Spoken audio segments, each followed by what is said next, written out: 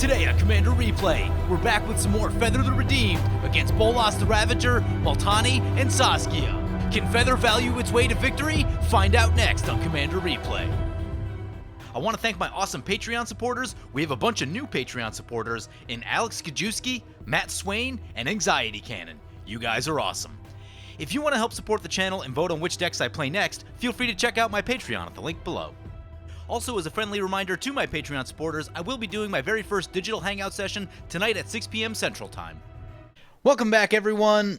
Playing some Feather the Redeemed ETB version today. Take a look at our opening hand. I mean, it's got removal, but it's slow. Saskia is probably a pretty fast deck. We don't have tons of removal. I'm still going to mulligan. Take the free one. I think we can do a little bit better than that. There's 3 colored lands, a draw spell, a young pyromancer, mask of memory. I like that a lot better. That last one just kind of plays lands and sits on board wipes instead of generating value. And we're a value deck. We want to be generating value. That's a thing that we want to be doing. So feeling much better about this. So that brings it to our turn 1. We draw into another land. Excellent. Already off to a much better start than our last game. Actually, that was a 2-lander. Now we've got 3 lands. So anyway, we'll play this Arid Mesa, crack this Arid Mesa. Actually going to get the Mistveil Plains right here just in case. We don't have much going on turn 1, so we can afford to get the tap land, and we will do that. Opponents play a bunch of lands and pass. That brings it to our turn 2. Let us play this Plateau. Let's get the Young Pyromancer into play. That is, whenever we cast an instant or sorcery spell, we create a 1/1 red elemental creature token. Sweet. Expedition map for the Nicole Bolas opponent. And that's going to bring it to our turn 3. Did opponents miss land drops? Who's the... I don't think we went first. Someone missed a land drop. So we draw into a Dualcaster Mage, play this Bloodstained Mire, crack this Bloodstained Mire, get Sacred Foundry, untapped, and I'm going to go Mask of Memory right here. We could go Feather, but yeah, I really just want to get the Mask down, get a free shot in with the Mask, so we'll swing into the Multani one time. Multani is a pretty difficult opponent. So we hit opponent for 2, we get to draw with the Mask of Memory. We draw 2, and now we need to discard no lands. We have a draw spell and shelter, but Expedite is cheaper. I'm going to get rid of the... yeah, I guess I'm going to get rid of the Expedite right here. Maybe we just get rid... Do we get rid of Dualcaster Mage? Get rid of the Expedite, I guess. Got a lot of no art cards happening for our opponents today. Makes me a little bit sad. Ooh, opponent plays a Rites of Flourishing. Each player draws an additional card, and each player may play an additional land on their turn. That is... big stuff. Land from the Saskia, so they finally hit a land. We'd like to hit 2 lands right here. There's 1 land, and we get our second draw. It's a Mana Vault. Play the Emeria. Gonna go to combat, swing into the Saskia opponent 1 time. Mask of Memory will trigger. We draw Tithe and Reckless Rage. I'm gonna get rid of the Dualcaster Mage. Yeah, just a Dualcaster Mage. We have an additional land drop, which I really want to make. So I'm going to play the Tithe right here. That'll trigger Young Pyromancer. So we get a token. Sweet. Grab a Plains. Play the Plains. Anything to do with 3? I think just Mana Vault. Oh, we can cast Feather is what we can do, actually. So let's cast Feather. So next turn, we can do something like Captain of the Watch, End Step Otherworldly Journey, and get a lot of Soldier tokens. Here comes Nicole Bolas. It's going to force all of us to discard. I don't love that. I'm going to discard the Helm of the Host. It's big and expensive, and I know we have the Mana Vault, but it's still just very clunky play and tends to draw a lot of attentions, type of thing that gets shot down by Crows and Grips and things like that. So, yeah. Rites Flourishing trigger on the Multani. Masked Admirer is coming into play. They'll get to draw a card. Ooh, Sarkhan's Unsealing for the Saskia. That's a good card. That can do some work.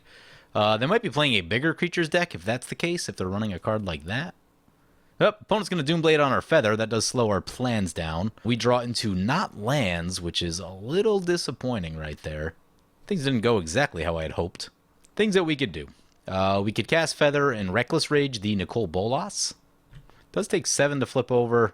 They could do that next turn. I don't know, I'm not too worried about that yet, honestly. I think I'm just going to go for Captain of the Watch. We'll get the Soul Ring in. Let's do some attacking. Hit with the Mask of Memory. So we hit with the Mask of Memory. We'll draw 2 cards. We get 2 lands. What are we discarding? I think Aurelia's Fury, probably. Yeah, Aurelia's Fury. Maybe not Aurelia's Fury. Yeah, I think Aurelia's Fury. That one's still a few turns away from being really good, I think. Especially with the 2 land drops, we really want to get those 2 land drops in. So let's go Ancient Tomb, use Ancient Tomb, play Boros Garrison, bounce the Ancient Tomb, get Mana Vault, get Captain of the Watch right here. We don't really have enough for Captain of the Watch. I think we recast Feather then. I don't have enough for Captain of the Watch and the ability to hold up Shelter. Or do we Sunforger? Yeah, we Sunforger. We'll use the Mana Vault. That way we can leave up both Shelter and the Sunforger ability. And we will pass like that. Here comes a Demonic Tutor for the Nicol Bolas. There's a Waste Knot for the Nicol Bolas. That's scary. Here comes a Windfall. I think it's Sunforger time. Gonna return to dust on the Waste Knot. Windfall triggers. That's not great for us. We had a lot of the cards we wanted in our hand. We draw into some stuff. We still have Sunforger. We can end step Enlightened Tutor. Opponent said they lost their board wipe. Ooh, they had a Karn and an Ugin in their hand. That is a mono green ramp deck, if I have ever seen one. Yep, we should be very scared of what Multani's doing. Let's take a look at, not really sure what's going on with Saskia's deck right here. Vorinclex, Avatar of Might, Rock's Faithmender, Life Gain deck, maybe? I don't know. Very confused. Maybe just good stuff? I'm not sure. Here comes a Thragtusk. Yup. Ooh, this looks like a Nicol Bolas wheel deck. We saw the Windfall, Siphon Mind, Haunt of Hightower. Yeah, that seems like wheels to me. Opponent's going to Path to Exile on the Nicol Bolas. Sure. We're going to End Step and Enlighten Tutor. That'll trigger the Young Pyromancer. Choices are Blade of Self, Signet, Conjurer's Closet, Lantax, Mana Crypt, Panharmonicon, that's a fun one, Smothering Tithe. Smothering Tithe could be good against a Wheels deck. Panharmonicon is very exciting, though. I think I like Panharmonicon right here. Although, maybe Conjurer's Closet, since Panharmonicon, well, I guess we don't have that many cards. We don't have that many ETB cards just yet, so let's bring it back to our turn. Not going to pay for the Mana Vault right here. We draw a Panharmonicon and a land. We take some damage. Can we afford the tap land this turn? I'm not sure. Oh, we lost the Ancient Tomb. That's sad. Play the Panharmonicon. Play a Plains. Play Wall of Omens. Opponent's going to Nature's Claim the Panharmonicon. I mean, I guess that means the Panharmonicon takes the bullet for the Sunforger, but we still draw a card. It's an Inspiring Vantage. So I think we're going to need an untapped land right here. Play the Mountain. Put Sunforger on the Young Pyromancer. I think we're going to take a swing into the Bolas opponent. Do we do anything with the tokens? We'll leave all the tokens back. Bolas is going to take a hit for 6. That'll trigger the Mask of Emery.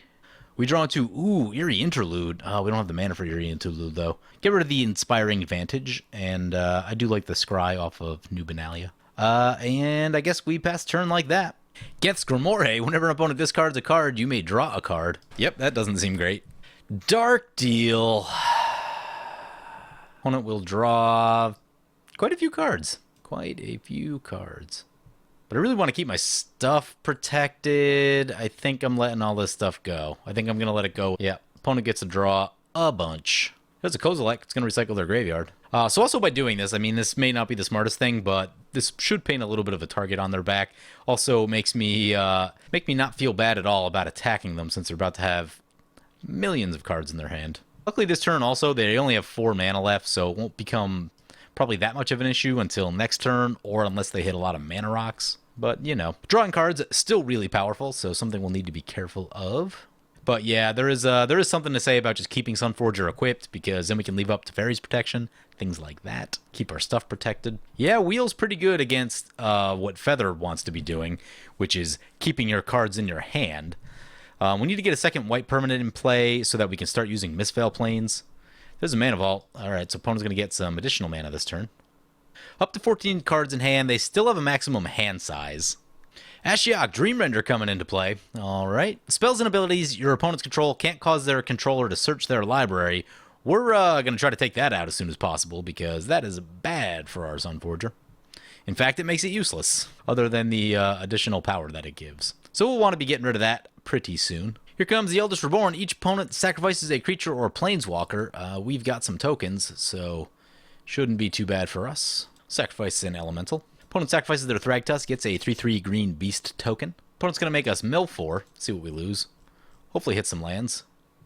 Wait, is that exile our thing? Oh my god, it exiles graveyards. Ooh, that hurts. We had so many cards in our graveyard. Yeah, that hurts. I don't know. There's probably 20 or 30 cards in exile now. That is not great. A lot of cards in there I wanted. Still have Teferi's Protection, though we can't search it. But as soon as it comes back to our turn, I plan to get rid of the Ashiok.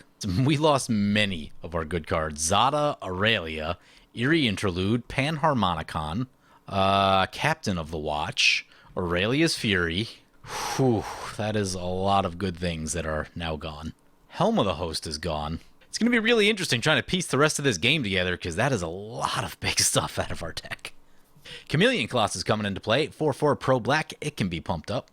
All creature types. Comes another elf. Looks like maybe an elf deck? Mass Ramp. No, they got some elementals in there. Hydras. Elves and Ramp. They go hand in hand. I'm going to send the Beast into the Planeswalker. Sure. I'm a little bit worried about this Sarkhan's Unsealing coming up for Saskia's turn. That could potentially wipe our board, and we'd be in a really bad spot if that happens. Reclamation Sage. I bet this is going to get Sunforger. Nope, going for the Eldest Reborn. All right. Looking up. Opponent did have a chance to get our Sunforger right there. I'm not sure if they were aware of that or not, but yeah. Sunforger looks like it's going to survive to see another day, and hopefully we'll be able to, yeah, opponent cracking their Elixir of Immortality. So it's going to bring it back to our turn. I'm actually debating about untapping this Mana Vault because we just don't actually have that much to do this turn. I don't know. If we draw 2 lands, like we're in a really bad spot, we don't have that much going on. I think I am going to untap it. We draw Teferi's Protection, and we find Thalia's Lancers. We'll need to get rid of the Ashiok first. Send the big one into our opponent. Send a token into the Ashiok. Mask of Memory will trigger. Ashiok goes down. We draw a Strip Mine. Do we need to Strip Mine anything yet? Needed a Strip Mine pretty bad last game. We should probably hang on to the Strip Mine. Discard the Plains. Oh, we can do the Feather Path of Exile thing. All right. That is a thing. Play a land. No elementals. Play a land. And we've got Feather. We've got the Path of Exile bit. So we have some tools. Also, we've got Teferi's Protection. We're going to pass like this. Ooh, that's a Consecrated Sphinx. Well, that's going to change our plans. Ugin. Oh, man, the hits keep on coming. All right. Let's see what opponent does right here. Gonna Ugin X4. Okay, that's going to get rid of pretty much everything in play except for their Consecrated Sphinx and some artifacts. We'll definitely need Teferi's Protection. But we also need to get rid of the Consecrated Sphinx. I'm trying to figure out the best way to do all that. We have 6 total mana. Teferi's and Chaos Warp would be one way. Teferi's Path of Exile on a token doesn't leave enough. Oh, maybe we Swords to Plowshares. We activate the Sunforger, Swords to Plowshares on the Consecrated Sphinx. That seems like it could work. No, we don't have enough colored mana to do that. So I think it's just going to be Chaos Warp on Consecrated Sphinx. Young Pyromancer will trigger. And then Teferi's Protection on the Ugin trigger. Opponent gets a Scarab God out of the deal. Less scary than Consecrated Sphinx. Really wanted to get some value out of this Path of Exile, doing the token bit before we have to lose it. Also, well, yeah, I suppose we do need to exile that one because that one is a pain in the butt. Multani coming into play for the Multani opponent. Did I introduce our opponents at all? So introducing our opponents, first up we have Cadis playing Nicole Bolas the Ravager. Next up we have TGHSC playing Multani Yavimai's Avatar, Scary Commander, always a lot of mana ramp and does always able to go really big. Also, it's a huge blocker, which is always trouble for flying decks that I like to play. And then finally, we have Saskia the Unyielding, piloted by Chaotix 2075, which is typically a super aggressive commander and can do lots of fun aggressive things. Anyway, that's going to bring it back to our turn. Mana Vault is once again tapped. I think we're probably just going to leave it there, since it looks like we have a lot of big plays to be making. We draw a Boreas Charger. Nice. I don't know if anyone has more lands than us. Looks like opponent has 13 lands. We have 3. Oh, yeah. Yeah, we should get some value out of that Boreas Charger. Cool.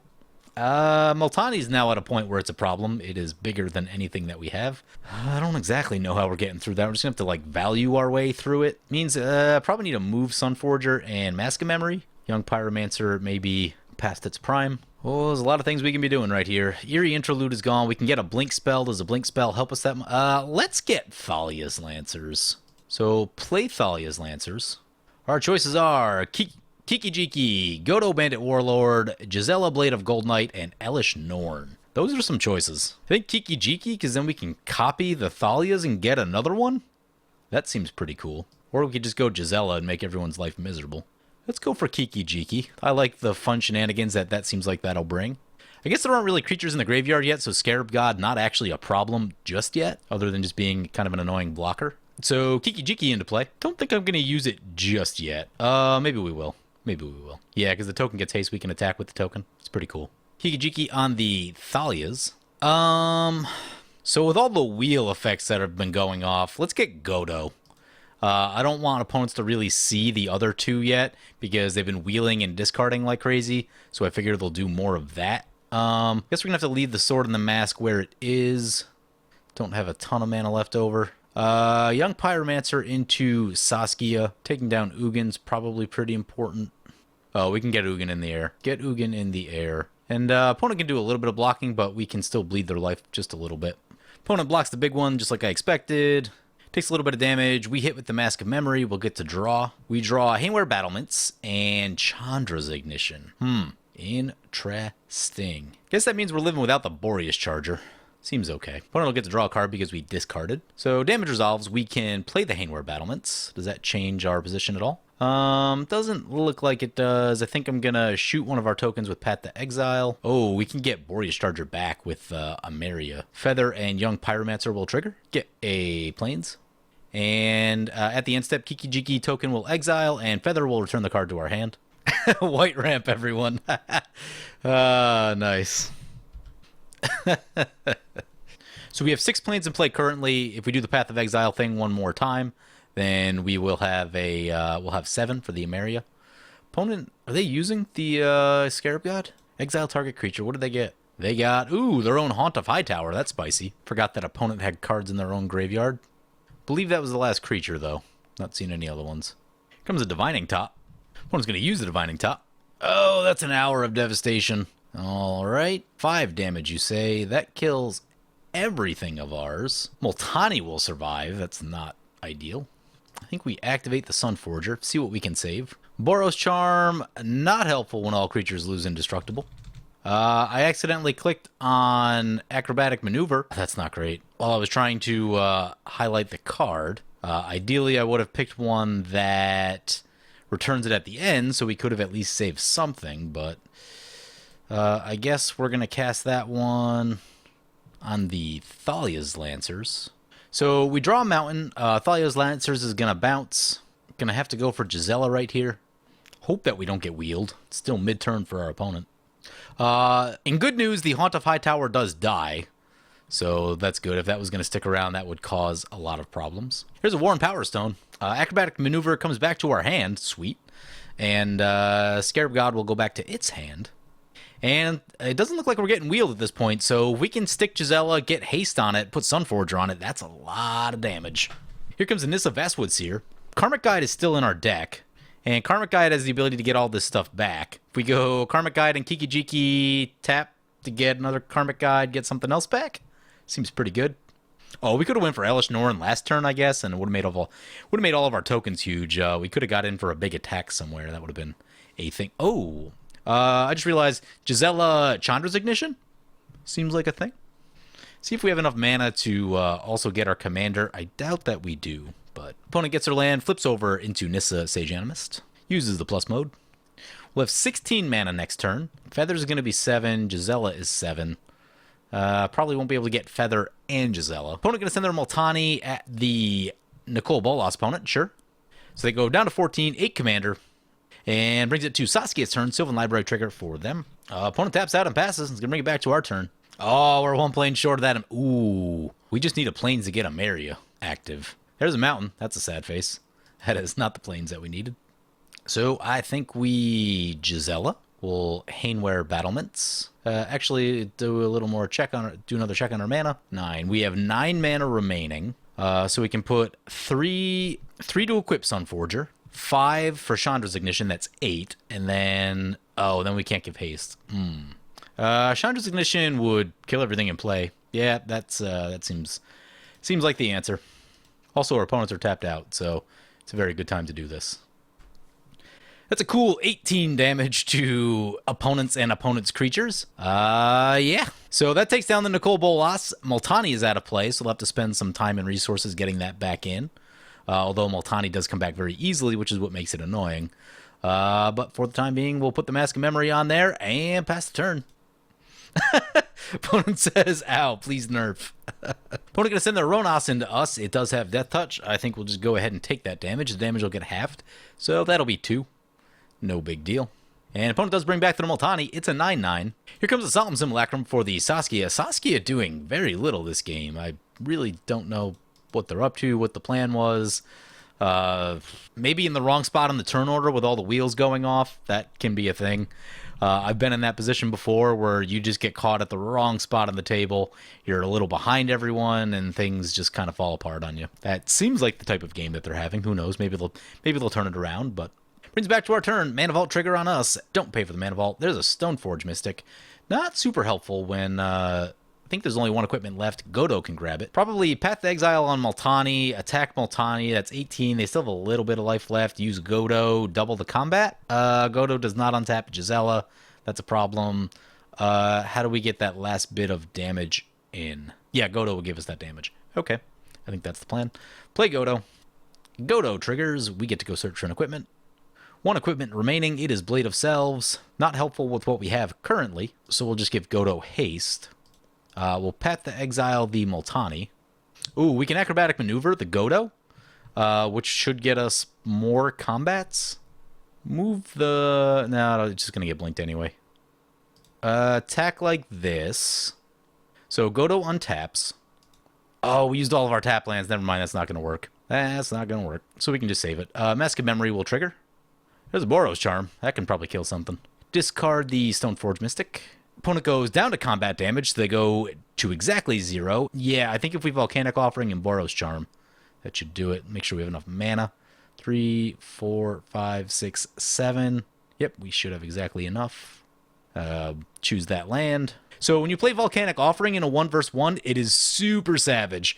Opponent must destroy 2 of their own creatures and 2 of their own lands. Solemn Simulacrum triggers. Opponent gets to draw a card. And I think we can finish this up by double striking the Godo. This math should be correct. Double striked and double damaged Godo. Should do it. Yep, there it is. Nice. So, Feather ETB. Yeah, fun little deck. We got to generate tons and tons of value, just like we were supposed to. We just missed all the big plays with a lot of our big stuff getting exiled. If we could have used Eerie Interlude on that at that one point in time, things would have been absolutely wild. So that was the big one that we missed. Was a little sad about that. A lot of our really good cards got exiled in the game. Surprised we had enough left to pull it out, but Gisela by herself, really, really good. So that was cool. Multiple copies of Thalia's Lancers is very powerful. That's kind of one of the things of deciding like how much early value versus how much late value this deck needs. Maybe, I don't know, maybe it doesn't even need the tokens at all. Maybe like Angel of Invention and Captain of the Watch aren't quite right for this deck, but I don't know, they seem so good. So until I get a better look at those, won't be exactly sure. Right now, this deck is running 26 creatures, which is a bit. You don't want to go too much lower than that. It is tight to get things into this deck, so it is a bit light on removal. It is also a bit light on mana ramp. The mana ramp really comes in the form of a lot of creatures that you want to find. Core Cartographer, Boreas Charger, Knight of the White Orchid, Solemn Simulacrum, those kind of things. Maybe this deck needs a Maria Shepherd and Burnished Heart. That's probably what it needs. And a Maria Shepherd somewhere along the way before our graveyard got exiled would have been incredible with all of the stuff in there. That's something to think about, but yeah, so many options available to this deck. It is really hard to pare this thing down. Anyway, this has been a look at Feather ETB. Hope you guys enjoyed this video. As always, feel free to comment, like, or subscribe. Thank you for watching.